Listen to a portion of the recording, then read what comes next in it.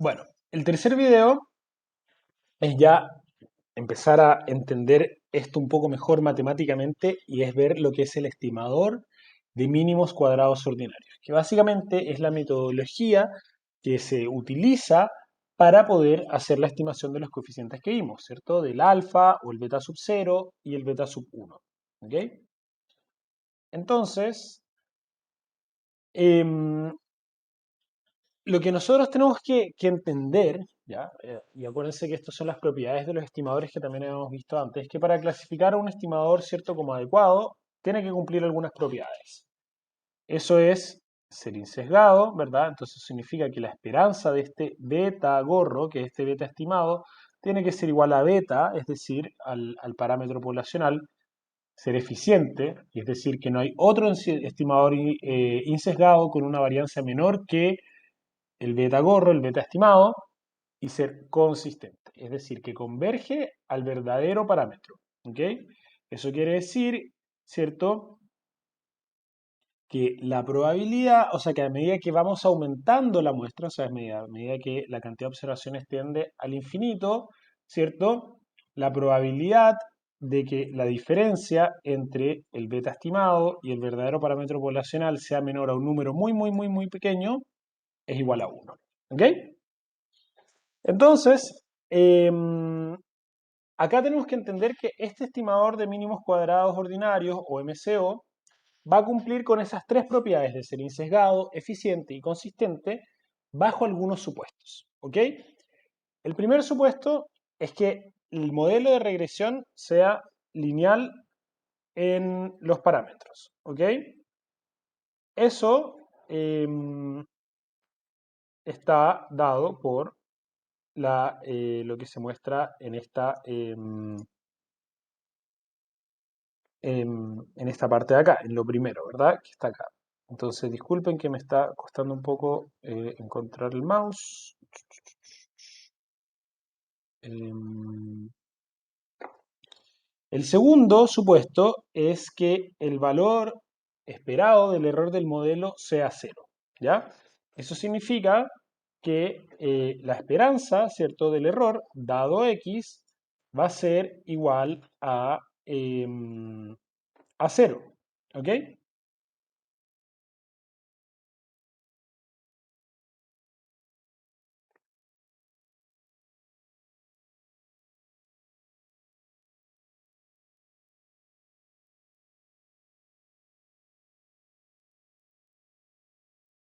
Bien, disculpen que tuve un problema con el mouse. Entonces, el segundo supuesto es que el valor esperado del error del modelo sea cero.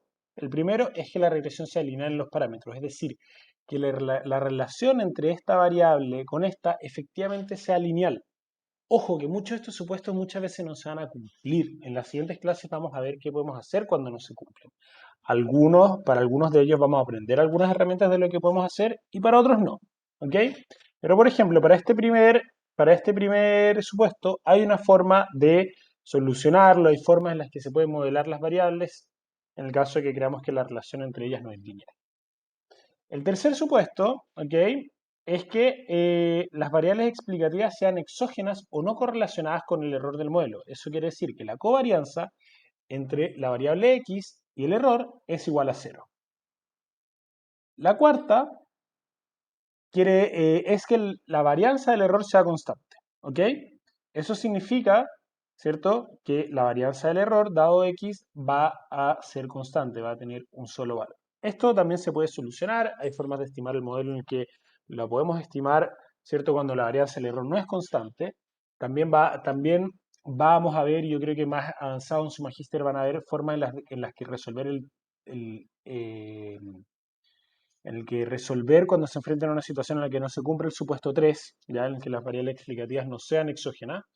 Generalmente, uno cuando está tratando de hacer una estimación correcta entre variables, suele encontrarse frente a problemas de endogeneidad, es decir, que no son exógenas, ¿cierto?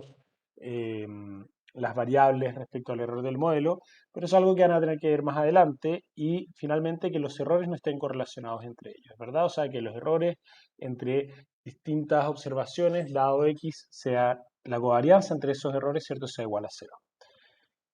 Los supuestos 2, 4 y 5 se van a resumir en que el error sea independiente e idénticamente distribuido con media 0 y varianza constante, ¿cierto?, sigma elevado a 2, que viene representado por esto de acá. El MCO, la estimación por MCO, lo que hace, como les había dicho antes, es justamente es mostrar una forma en la que elegir alfa y beta, ¿verdad? En las que estimar estos alfa y este beta. Y lo hace, ¿cuál es la metodología? Lo que hace es minimizar la suma de los errores del modelo al cuadrado.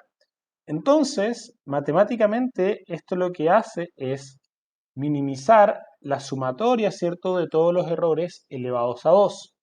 Y lo minimiza, ¿cierto?, de forma en la que estimamos un alfa y un beta, ¿ok?, para obtener el menor error posible, ¿ok? Cuando se resuelve este problema de optimización, que no lo vamos a ver acá, pero yo les voy a subir un documento que tiene los pasos para resolverlo, llegamos a que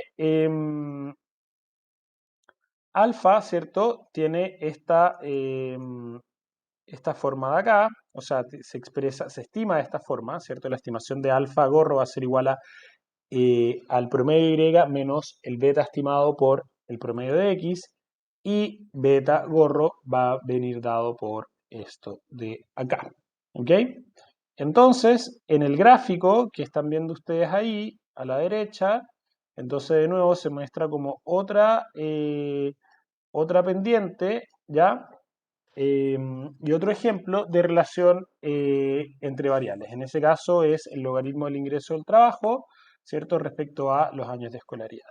Pero esto de acá es clave, porque ustedes tienen que entender que lo que hace el modelo es minimizar, ¿cierto?, los errores al cuadrado. Y los minimiza eligiendo los valores para alfa y beta que den, ¿cierto?, que den una estimación que permita obtener los errores con los menores valores posibles, es decir, el menor error posible. ¿Ya? Si se acuerdan, nosotros antes habíamos visto algunos resultados de una regresión. Entonces, esa misma regresión que se estaba viendo en el grafiquito de antes, ¿cierto? Queda expresada y si ustedes lo hacen en el Stata les va a dar un resultado como esto. Acá nos interesa el coeficiente, ¿cierto? Y esto de acá, ¿ya? Esto de acá es el valor P. Entonces, el coeficiente de punto 13 nos dice que un año adicional de escolaridad aumenta en un 13% el ingreso del trabajo. El ingreso del trabajo está medido en logaritmo. Entonces significa que nosotros interpretamos este coeficiente en términos de variaciones en puntos porcentuales. Entonces eso quiere decir que un año adicional de escolaridad aumenta en promedio un 13,8% el ingreso del trabajo. Y este de acá es el valor P. Y quiere decir que esa estimación de ese coeficiente es estadísticamente significativa, distinta de 0, con una significancia cercana al 0%, es decir, menor al 1%. Y esto se relaciona a lo que habíamos visto antes de test hipótesis. Entonces nosotros cuando estimemos estas regresiones, fíjense que vamos a tener un coeficiente, que va a tener una magnitud, que va a tener una direccionalidad y que va a tener una significancia. ¿Ya? Entonces, cuando yo antes les decía que, que a mí no me gustaba tanto interpretar las estimaciones de un valor de un coeficiente de correlación, ¿cierto?, en cuanto a su magnitud, es porque realmente creo que una regresión nos da un enfoque mucho, mucho más fácil de entender, que es decir, esto sí lo podemos interpretar mejor, que en este caso es decir, ok, ¿cuál es el efecto promedio que genera un aumento en un año de escolaridad sobre una variable Y, que en este caso es el logaritmo del ingreso del trabajo? El efecto promedio de aumentar un año de escolaridad es 13,8%. ¿Es ese efecto de 13,8% distinto de 0 desde una perspectiva estadística? Sí, con un nivel de significancia menor o mejor al 1%. ¿Ok? Que es esto que viene acá, que se expresa acá.